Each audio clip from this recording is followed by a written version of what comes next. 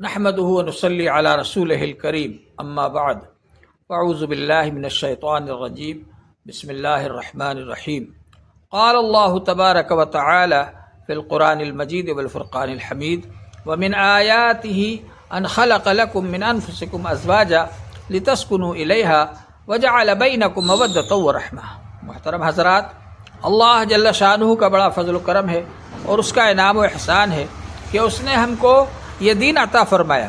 اس دین کے اندر انسان کو جن چیزوں کی ضرورت پڑتی ہے ان سب کے بارے میں احکامات دیے گئے ہیں۔ جس طرح سے کھانا پینا انسان کی ایک ضرورت ہے اور اس کے لیے احکام دیے گئے ہیں، اسی طرح سے جنسی خواہش کو پورا کرنا یہ بھی ایک ضرورت ہے انسان کی۔ انسان کے اندر جنسی خواہش رکھی ہوئی ہے، جوانی کی طاقت رکھی ہوئی ہے، اس کا صحیح استعمال کرنا یہ بھی بتلایا اسلام نے اور اس کے احکام دیے۔ چنانچہ حضور پاک صلی اللہ علیہ وآلہ وسلم نے بھی ان احکام کے مطابق عمل کر کے بتلایا۔ قرآن پاک کے اندر اللہ جل شانہ نے ارشاد فرمایا وَمِنْ آيَاتِهِ أَنْ خَلَقَ لَكُم مِّنْ أَنفُسِكُمْ أَزْوَاجًا لِتَسْكُنُوا إِلَيْهَا وَجَعَلَ بَيْنَكُم مَّوَدَّةً وَرَحْمَةً۔ اللہ تعالیٰ کی قدرت کی نشانیوں میں سے یہ ہے کہ اللہ تعالیٰ نے تمہیں میں سے، انسانوں میں سے ہی تمہارے لیے جوڑے بنائے، اور اللہ تبارک و تعالیٰ نے تم کو آپس میں جوڑ دیا، تمہارے دلوں میں محبت پیدا کر دی، اور اللہ تعالیٰ نے تمہارے اندر ایک دوسرے کی ہمدردی رکھ دی، محبت رکھ دی۔ یہ اللہ تبارک و تعالیٰ کا بڑا فضل و کرم ہے۔ حضور پاک صلی اللہ علیہ وآلہ وسلم نے ارشاد فرمایا ما ترى للمتحابین مثل النکاح۔ نکاح کے ذریعے جو محبت و الفت پیدا ہوتی ہے وہ کسی اور طریقے سے پیدا نہیں ہوتی۔ موجودہ زمانے کے اندر جو لوگ بغیر نکاح کے تعلقات قائم کر لیتے ہیں اور ساتھ رہنے لگتے ہیں، وہ کچھ دنوں تک ساتھ رہتے ہیں اور جوانی گزر جانے کے بعد پھر وہ ایک دوسرے سے الگ ہو جاتے ہیں اور بڑھاپے میں بیمار رہتے ہیں، پریشان رہتے ہیں، کوئی ایک دوسرے کو دیکھنے والا نہیں ہوتا۔ لیکن اسلام کے اندر جو طریقہ بتلایا گیا ہے، نکاح کے ذریعے سے جب ایک دوسرے کے ساتھ رہتے ہیں تو جوانی میں بھی ساتھ رہتے ہیں اور بڑھاپے میں بھی ایک دوسرے کی ہمدردی ان کے اندر پائی جاتی ہے۔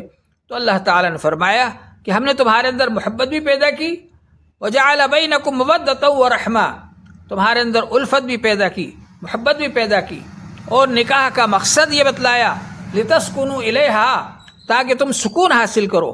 سکون والی زندگی یہ نکاح کے ذریعے سے ملتی ہے۔ میاں بیوی دونوں ایک دوسرے کے شریک حیات بن جاتے ہیں، زندگی کے ساتھی بن جاتے ہیں، اور ایک دوسرے کے دکھ سکھ میں شریک رہتے ہیں اور ایک دوسرے کا تعاون کرتے ہیں، مدد کرتے ہیں۔ حضور پاک صلی اللہ علیہ وآلہ وسلم نے ہم کو بتلایا کہ نکاح کرنے کے لیے جب رشتہ منتخب کیا جائے تو انتخاب کے وقت کیا چیز پیش نظر رہنا چاہیے۔ چنانچہ حضور پاک صلی اللہ علیہ وآلہ وسلم نے دولہا والوں سے یہ فرمایا تنکح المرأة لأربع لمالها ولجمالها ولحسبها ولدینها فاظفر بذات الدین۔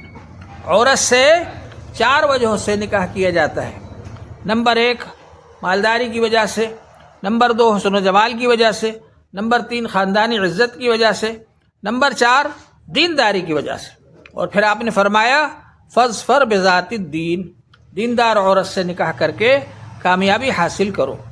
حضور پاک صلی اللہ علیہ وآلہ وسلم نے اسی طرح سے دلہن والوں سے بھی یہ فرمایا اذا جاءکم من ترضون دینہ وخلقہ فانکحوہ الا تفعلوا تکن فتنۃ فی الارض وفساد کبیر۔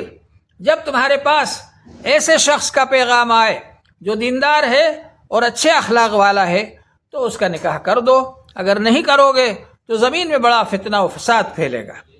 اسی طرح حضور پاک صلی اللہ علیہ وآلہ وسلم نے اس بات کا بھی ہم کو ہدایت فرمائی، اس بات کی ہدایت فرمائی کہ ہم لوگ نکاح کے مقاصد کو پیش نظر رکھیں۔ آپ نے ارشاد فرمایا یا معشر الشباب من استطاع منکم الباءۃ فلیتزوج، اے نوجوانوں کی جماعت، تم میں سے جو نکاح کی استطاعت رکھتا ہو نکاح کر لے، فإنہ اغض للبصر واحسن للفرج، اس لیے کہ نکاح جو ہے اس کی وجہ سے نظر محفوظ ہو جاتی ہے، نظر کی حفاظت ہو جاتی ہے، اور شرمگاہ کو پاک دامنی حاصل ہو جاتی ہے۔ اور فرمایا آپ نے کہ جو شخص نکاح کی استطاعت نہیں رکھتا تو وہ مسلسل روزے رکھے تو اس کے لیے شہوت کا علاج ہوگا۔ تو اس طرح سے نکاح کا مقصد آپ نے بتلایا کہ اس کے ذریعے سے پاک دامنی حاصل ہوتی ہے۔ اسی طرح حضور پاک صلی اللہ علیہ وآلہ وسلم نے ہم کو یہ بھی بتلایا کہ نکاح کا مقصد ہونا چاہیے نیک صالح اولاد کا وجود میں لانا۔ اللہ تبارک و تعالی نے ارشاد فرمایا قرآن پاک کے اندر وَابْتَغُوا مَا كَتَبَ اللَّهُ لَكُمْ، اللہ نے تمہارے لیے جو اولاد مقدر کی ہے اس کو تلاش کرو۔ اسی طرح حضور پاک صلی اللہ علیہ وآلہ وسلم نے ارشاد فرمایا تزوجوا الودود الولود فإنی مکاثر بکم الامم یوم القیامہ، جن عورتوں کے بارے میں یہ اندازہ ہو کہ ان سے بچے زیادہ ہوں گے ان سے نکاح کرو، کیونکہ قیامت کے دن امت کے زیادہ ہونے پر میں فخر کروں گا۔ اس سے معلوم ہوا کہ حضور پاک صلی اللہ علیہ وسلم نے اس بات کی ہدایت فرمائی کہ نکاح کے مقصد کو پیش نظر رکھا جائے۔ لہذا جو لوگ یہ سوچتے ہیں کہ نکاح تو ہو جائے لیکن بچے نہ ہوں، یہ ان کی غلط سوچ ہے اور یہ اسلام کے خلاف ہے۔ اللہ تبارک و تعالی نے ہم کو جو اسلام عطا فرمایا اس کے اندر یہ فرمایا وَابْتَغُوا مَا كَتَبَ اللَّهُ لَكُمْ، اللہ نے تمہارے لیے جو اولاد مقدر کی ہے اس کو تلاش کرو۔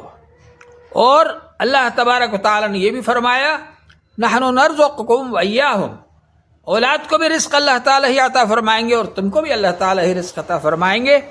تو یہ جو رزق ہے اس کی وجہ سے یہ نہ سوچو کہ ہم اگر بچے زیادہ ہوں گے تو ان کو کہاں سے کھلائیں گے، اللہ تعالیٰ رزق دینے والا ہے، بچوں کو بھی وہی کھلائے گا تم کو بھی وہی کھلائے گا۔ تو بہرحال یہ ہمارا جذبہ ہونا چاہیے۔ اسی طرح سے حضور پاک صلی اللہ علیہ وآلہ وسلم نے یہ بھی ارشاد فرمایا ان اعظم النکاح برکۃ ایسرہ مؤونۃ، نکاح کرنے کا طریقہ بھی حضور صلی اللہ علیہ وسلم نے بہت آسان بتلایا اور ارشاد فرمایا کہ سب سے زیادہ برکت والا نکاح وہ ہے جو سب سے زیادہ آسان طریقے پر ہو۔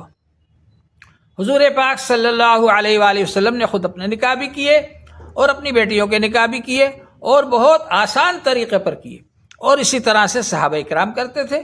حضرت عبد الرحمن بن عوف رضی اللہ عنہ اتنے بڑے مالدار صحابی ہیں کہ ان کے یہاں سونا کلہاڑی سے کاٹا جاتا تھا، لیکن انہوں نے اتنا آسان طریقے پر نکاح کیا کہ حضور پاک صلی اللہ علیہ وآلہ وسلم کو بھی خبر نہیں ہوئی۔ جب وہ مجلس میں آئے اور ان کے کرتے پر حضور صلی اللہ علیہ وسلم نے خوشبو کا ایک نشان دیکھا جو خوشبو عورتیں لگایا کرتی تھیں، تو آپ نے پوچھا کہ عبد الرحمن یہ نشان کیسا ہے؟ تو انہوں نے کہا اللہ کے رسول میں نے نکاح کر لیا ہے، ہو سکتا ہے کہ بیوی کے پاس جو خوشبو تھی اس میں سے کچھ لگ گئی ہو۔ تو بہرحال اس سے معلوم ہوا کہ حضور صلی اللہ علیہ وسلم کے صحابہ میں حضرت عبد الرحمن بن عوف رضی اللہ عنہ کا بہت بڑا مقام ہے، مگر یہ کہ انہوں نے بہت سادگی کے ساتھ میں بہت آسانی کے ساتھ میں نکاح کیا۔ تو یہ ہمارے اندر جذبہ ہونا چاہیے۔ موجودہ زمانے میں اگر کسی کے پاس 4 پیسے ہو جاتے ہیں تو اچھل کود کرتا پھرتا ہے اور نہ دین کی باتوں کو سنتا اور نہ دین والوں کی باتوں کو مانتا۔ تو ہمارے اندر یہ جذبہ ہونا چاہیے کہ ہم ہر حال میں دین کی باتیں سنیں گے اور مانیں گے۔ بہرحال حضور پاک صلی اللہ علیہ وسلم نے جو ہم کو طریقہ بتلایا ہے اس طریقے پر ہم کو نکاح کرنا چاہیے۔